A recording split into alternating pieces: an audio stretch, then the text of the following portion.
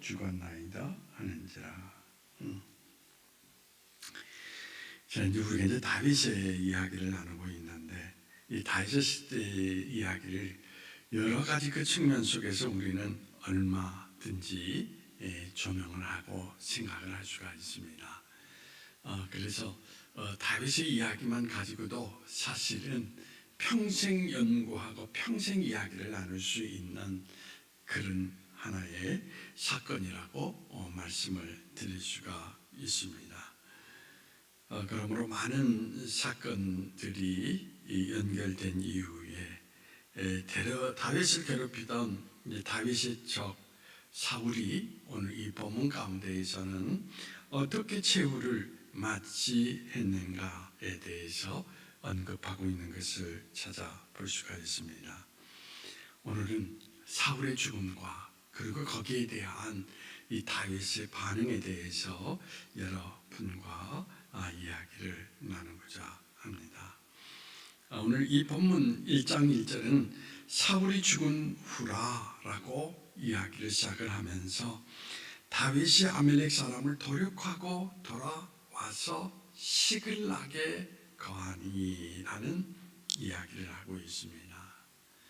아멜렉과의 전쟁에서 다윗이 그들을 물리치고 돌아와서 시글락에서 머물면서 다윗은 휴식을 취하고 있었다라고 이야기를 드릴 수가 있습니다.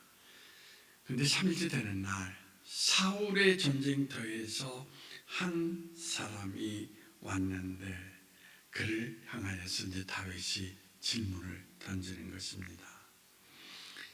뭐라고 이야기하느냐? 전쟁이 어떻게 됐느냐라고 이야기를 물었던 것이죠. 그랬더니 전쟁 가운데 여기에 나타나 있는 이야기가 많은 무리가 도망하기도 하고 죽기도 하고, 그러면서 전해지는 하나의 그 비보가 뭐냐면 사울과 그의 아들도 죽었나이다 라는 이야기인 것입니다. 이렇게 해서 다윗은 사울과 그리고 요나단의 죽음의 비보를 접하게 되는데, 여기에서 우리가 관심 있게 살펴봐야 될 것이 뭐냐라고 이야기할 때 5절에서 10절 말씀 내용을 우리가 살펴보도록 하겠습니다. 자, 한번 같이 읽어보시도록 하겠습니다. 시작.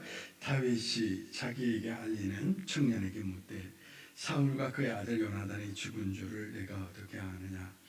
그에게 알리는 청년이 이르되 내가 우연히 길보아 산에 올라가 보니 사울이 자기 창에 기대고 병거와 기병은 그를 급히 따르는데 사울이 뒤로 돌아 나를 보고 부르시기로 내가 대답하여 내가 여기 있나이다 한즉 내게 이르되 너는 누구냐 하기로 내가 그에게 대답하되 나는 아멜렉 사람이니이다 한즉 또 내게 이르되 내 목숨이 아직 내게 완전히 있으므로 내가 고통 중에 있나니 청하건대 너는 내 곁에 서서 나를 죽이라 하시기로 그가 엎드러진 후에는 살 수 없는 줄을 내가 알고 그가 곁에 서서 죽이고 그의 머리에 있는 왕관과 팔에 있는 고리를 벗겨서 내 주께로 가져왔나이다 하니라. 사울 왕의 죽음을 다윗에게 알린 사람은 오늘 누구였습니까? 아멜렉 사람, 적군 병사라는 이야기죠. 여기서 우리가 생각할 과제가 있는 겁니다. 적군 병사가 어떻게 다윗을 찾아와서 사울의 죽음과 요나단의 죽음을 알릴 수 있었을까? 전쟁에서 그들이 패했다면 자연히 어떻게 됐습니까? 도망가야 되잖아요. 그런데 오늘 이 성경 속에 나타나 있는 이야기 가운데 뭘 이야기하고 있습니까? 몹시 죽음 가운데 힘들어하는 사울이 요청해서 그가 그의 목숨을 해하고 그리고 그의 왕관과 팔찌를 가지고 누구에게 왔다? 사울이 가장 미워했던 다윗에게 왔다라는 이야기인 것입니다.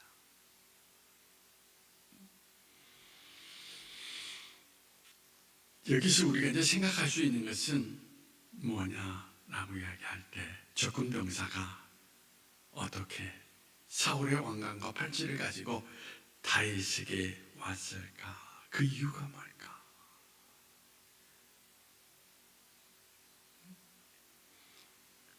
어떻게 생각하십니까?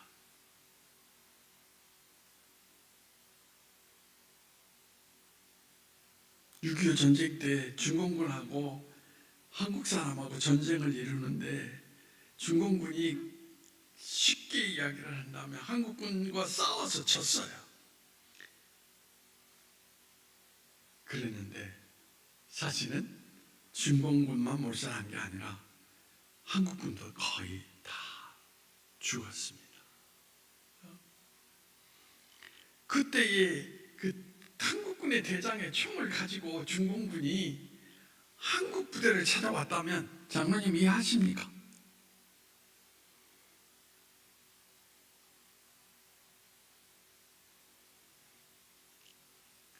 이해해요? 왜 찾아왔을까 이 사람은?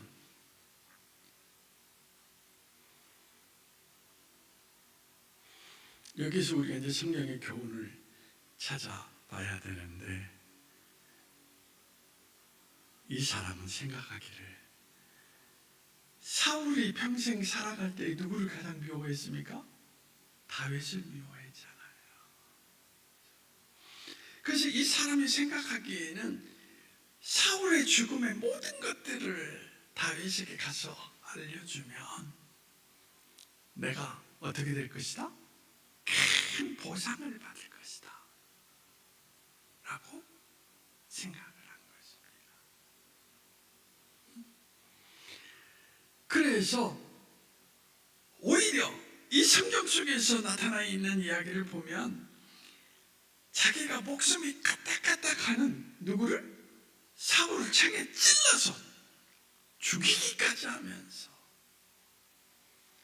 그리고 사울 왕의 왕관과 팔찌를 가지고 당신에게 왔다라는 이야기입니다. 이 아멜렉 군사의 모습을 생각을 해보면서 우리는 무엇을 생각을 할 수 있느냐?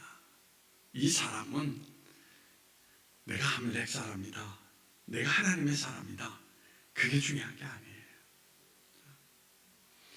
이 사람이 가장 중요하게 생각하는 것은 지금 내 앞에 어떤 것이 내게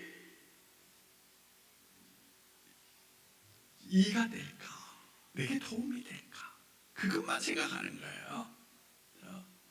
그래서 어떤 정확한 어떤 기준이 없이 내게 도움이 된다면 내가 이 사람이 돼도 좋고 저 사람이 돼도 됐다라는 그런 모습 가운데에서 오늘 인생을 살아가고 있는 사람이라는 이야기인 것입니다. 그러므로 오늘도 우리가 여기에서 교훈을 받을 수 있는 것이 뭐냐면 여러분들이 인생 살아가면서 가장 조심해야 될 사람이 뭐냐? 가치관이 없이 오늘 내게 어떤 것이 도움이 될까? 현실적인 것에 가장 민감해서 현실에 따라 움직이는 사람을 조심해라 라는 이야기인 것입니다. 그런 사람은 오늘의 친구가 내일 적이 될 수도 있고 그렇잖아요. 내일의 어떤 측면 속에서 그 사람은 내 인생에 큰 위기를 가져올 수 있는 함정이 될 수 있다는 것을 우리에게 나타내 주고 있는 것입니다. 그러므로 오늘 이 성경 속에서 사실은 아멜렉 사람이면은 아멜렉을 위하여서 그 소식을 안고 누구에게 가야 되겠습니까? 이스라엘 왕이 죽었다라는 것은 그것을 바로 자기 나라의 왕에게 가서 보고하면서 우리가 전쟁에서 이런 큰 일을 행했다라고 사기를 북두르면서 그들을 도모해야 될 사람이 오히려 다윗에게 왔다라는 거.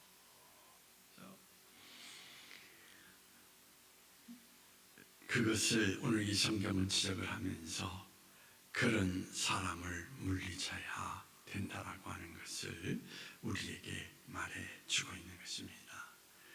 오늘도 인생을 살아가면서 너무 이에 민감한 사람, 이에 따라 움직이는 사람, 그래서 이것도 좋고 저것도 좋다라고 이야기하는 사람을 오늘 이 성경은 뭐냐? 조심하라, 조심하라.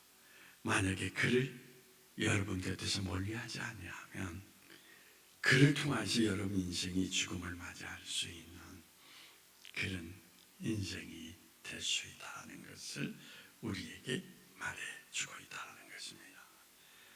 그래서 오늘도 마찬가지 직장생활 가운데에도 그래서 삶을 살아가면서 너무 물질에 민감해서 인색하고 이런 사람들은 돈에 따라 움직이는 사람이지 여러분 분명한 어떤 것이 옳고 그르냐 이런 기준을 갖고 살아가는 사람이 아니기 때문에 그런 사람을 오늘 경계해야 된다고 하는 것을 우리에게 나타내주고 있는 것을 찾아볼 수가 있습니다. 그러면 여기에서 이제 아멜렉 사람이 이렇게 보고를 했어요. 그랬더니 그 다음 중요한 것이 뭐냐면 다윗은 어떻게 그 사람을 대했는가, 그 사람에 대해서 어떻게 반응했는가. 그것이 바로 어디에 나타나느냐. 자, 11절과 12절 말씀 우리 장로님 같이 한번 크게 읽어보시도록 하겠습니다. 시작. 이에 다윗이 자기 옷을 잡아 찢으며 함께 있는 모든 사람도 그리하고 사울과 그의 아들 요나단과 여호와의 백성과 이스라엘 족속이 칼의 죽음으로 말미암아 저녁 때까지 슬퍼하여 울며 금식하니라. 장로님 이 말씀 이해되십니까?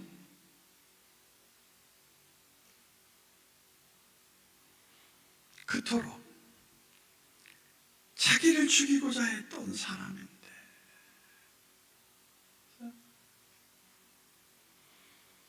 그런데 오늘 이 성경 속에 나타나 있는 이야기를 보면은 그가 죽었다라는 소식을 듣고 다윗의 모든 사람들은 옷을 찢고 금식하면서 울었다라고 이야기를 하고 있습니다. 슬퍼했다라는 이야기인 것입니다. 기뻐한 것이 아니라 슬퍼했다. 그러니까 여기에서 우리가 늘 생각해야 될 것이 뭐냐면 신앙의 길을 걸어가는 사람은 여기에서 여러분들이 정확하게 그것을 찾아서 보고 살아가야 되는데 다윗은 오늘 이 성경 속에서 사울 왕을 인간적인 감정으로 제가 나를 미워해서 그렇게 생각하지 않았다. 자기 감정으로 대하지 않았다라는 이야기거든요. 자기 감정으로 대하면은 천지 원수고 내가 2번이나 살려줬는데 어떻게 저럴 수가 있느냐고. 그럼 뭘로 생각을 했을까요? 저 사람은 하나님의 기준으로 봤다는 것입니다. 어떤 사람이라고? 하나님의 기름 부은 종인데 어떻게 저렇게 비참하게 죽을 수 있을까?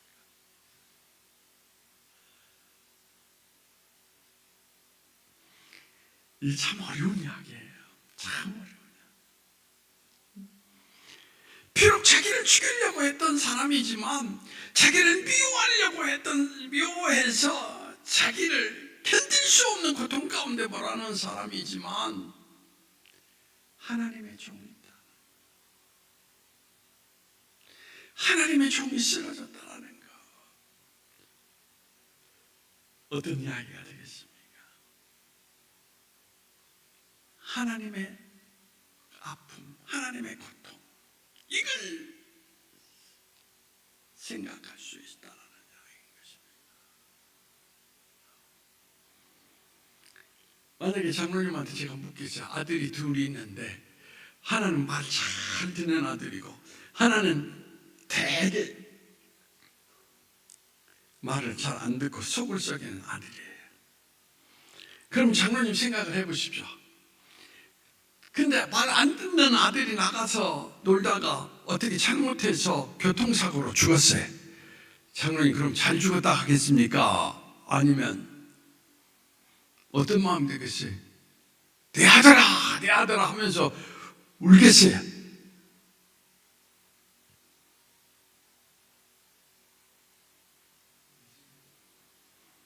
그러니까 여러분들이 오늘 여기에서 다윗의 기준이 항상 하나님께 있었다는 거예요. 하나님 아버지의 아픔, 하나님 아버지의 관점 속에서 신앙의 길이라는 것은 여러분들이 감정을 죽이고 항상 뭘로? 하나님의 시선과 관점 속에서 바라볼 수 있어야 된다는 이야기예요. 내가 죽고 내가 죽는다는 거, 이것이 안 되니까 그리스도로 살 수 없는, 하나님의 관점 속에서 바라볼 수 없는 그런 모습 가운데에서 신앙의 길이 항상 어떻게 되어 있다? 혼돈 속에 묻혀 있다는 이야기인 것입니다. 하나님의 마음으로 사울을 바라보면서 슬퍼하고 아파하는,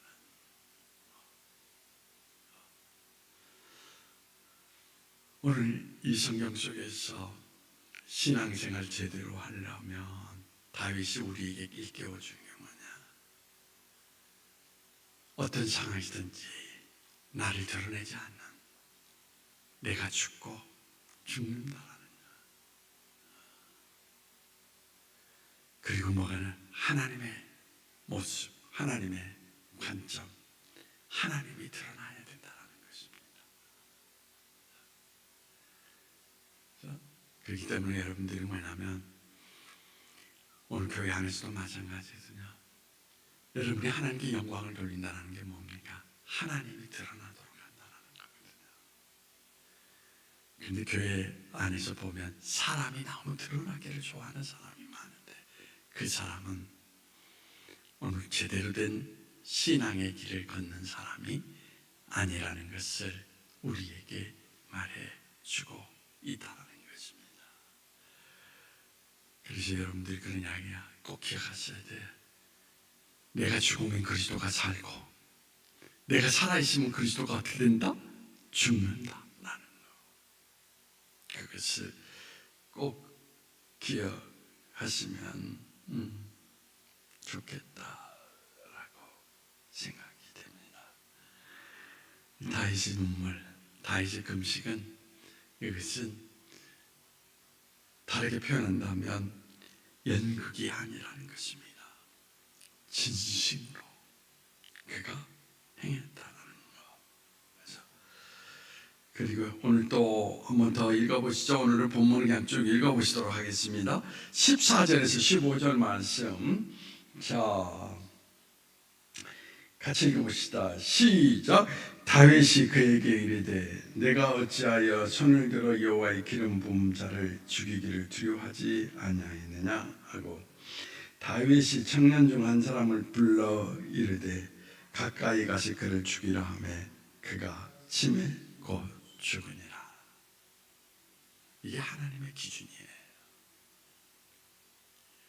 하나님의 사람을 네가 어찌 죽일 수 있느냐? 손을 댈 수 있느냐?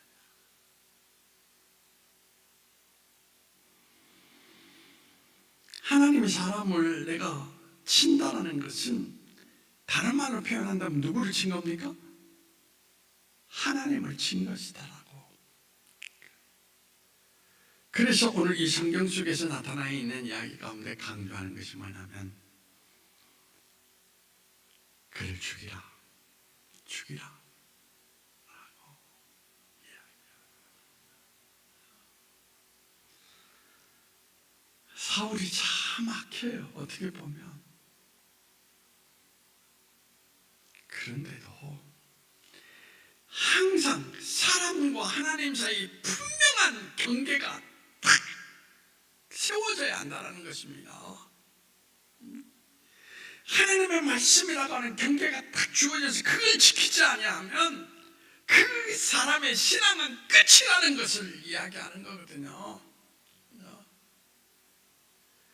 하나님의 사람을 치지 말라 그리 했다면 그것을 지키는 것이 신앙이다라는 거예요. 그 경계선을 무너뜨리면 그 사람은 이제 어떤 사람이 되느냐? 내가 복음을 갖고 내가 기준이 되는 모습을 갖고 항상 어떻습니까? 내 뜻대로 좌우하는 그런 거, 그것을 우리에게 나타내주고 있다.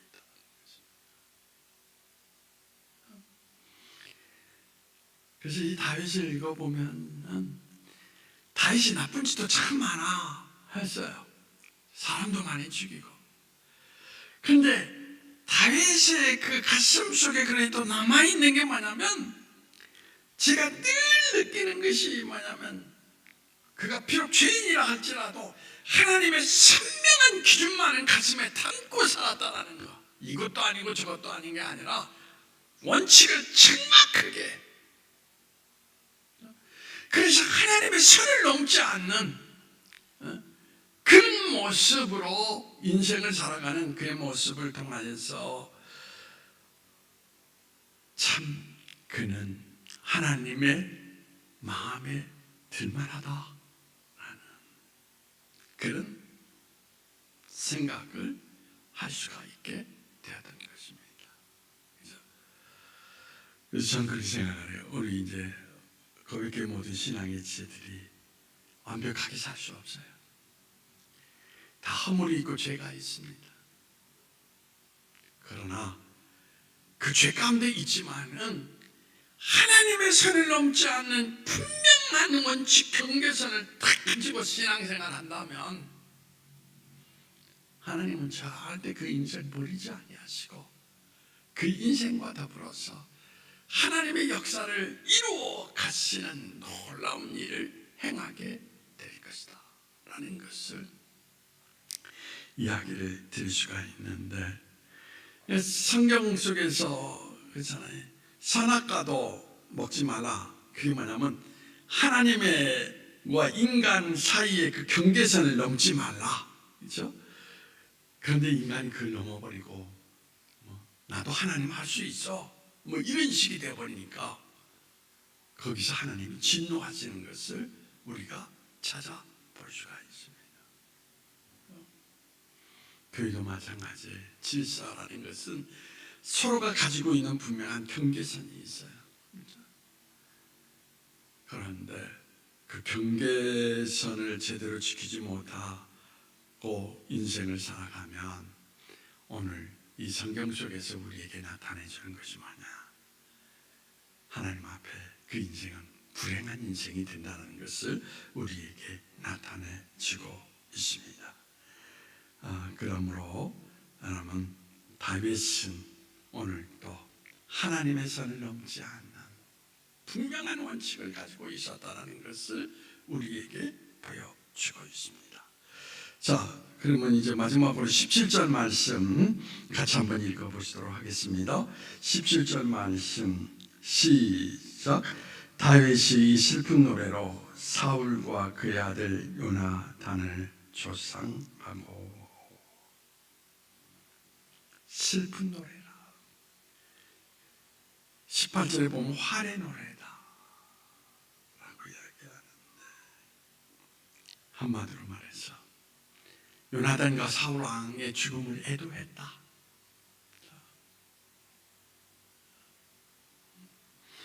마음속으로부터 어떻습니까? 정말 아픔을 가지고 그들을 사랑하며 노래했다라고 하네요. 어떻게 장로님은 제가 죽는 날 무슨 찬송 불러줄 거예요? 요단강 건너서 배추로 만나리?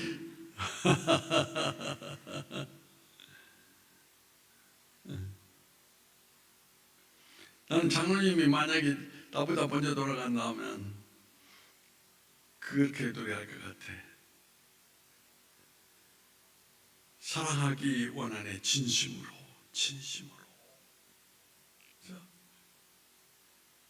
그러면서 장로님이 베풀었던 사랑을 정말 애착하게 가슴에 담으면서 며칠 한 달은 아니더라도 며칠은 밥도 안 먹고 울고 다닐 것 같아. 안 그럴까?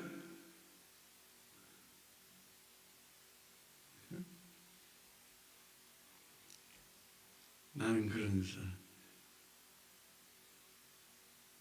저는 이 다윗을 보면서 사울 왕과 요나단은 죽었지만 참 행복한 사람이다. 왜 그런지 알아요? 그들이 떠난 것을 아쉬워하면서 정말 애절한 가슴으로 그렇잖아요. 노래를 할 수 있다는 거. 행복한 사람이다. 장로님 죽고 난 이후에 정말 그런 사람이 있을까 생각해 봤어요? 응? 죽음이 슬픈 것이 아니라 가까이 있었던 그 사람이 떠나가게 됐다는 그 아픔, 그 슬픔, 다시 어떻습니까? 보랄까지 너무 기나긴 시간 동안 이별의 아픔. 저는 장로님이 신앙생활 가운데 그런 사람으로 신앙의 길을 걷기를 바랍니다. 그래서 장로님 죽고 난 다음에 장로님 어떻게 김대성 집사 죽으면 웃을 사람이 많아요? 노래할 사람이 슬픔을 해서 노래할 사람이 많아요? 슬퍼할 사람이 많아? 그래 꼭 그렇게 사십시오. 그게 정답이다. 그렇게 생각을 해요. 응? 내가 늘 이렇게 장례시장 가보면 옛날부터 쭉 보면 아이고 저 인간 저렇게 살더만 정말 안 됐어. 응? 자기 인생 살아온 대로 참 어떻습니까? 불행하게 죽었어. 그런 사람들도 있더라고요. 그런 사람 되지 말고 정말 여러분들이 오늘 하나님의 분명한 기준을 갖고 잘 살아서 떠나가는 것을 아쉬워하면서 더 있어야 되는데 아직도 우리에게 필요한 사람인데 아니 내 인생 가운데 정말 큰 힘이 되어주는 사람인데 라고 하면서 여러분들을 부르면서 하나님 앞에 기도할 수 있는 그런 인생이 되기를 원합니다. 자, 기도하시겠습니다. 오늘 또 성경 말씀을 통해서 눈앞에 있는 이만을 쫓는 사람을 경계하라. 그 사람과 더불어 살아가는 사람은 불행에 빠진다라는 교훈을 남겨주었습니다. 그리하면서 더 나아가서 내가 떠나는 날 모든 사람들이 진심으로 이별의 아픔 가운데 애절한 마음 속에서 노래할 수 있는 인생 삶을 살아라 라고 말씀하셨습니다.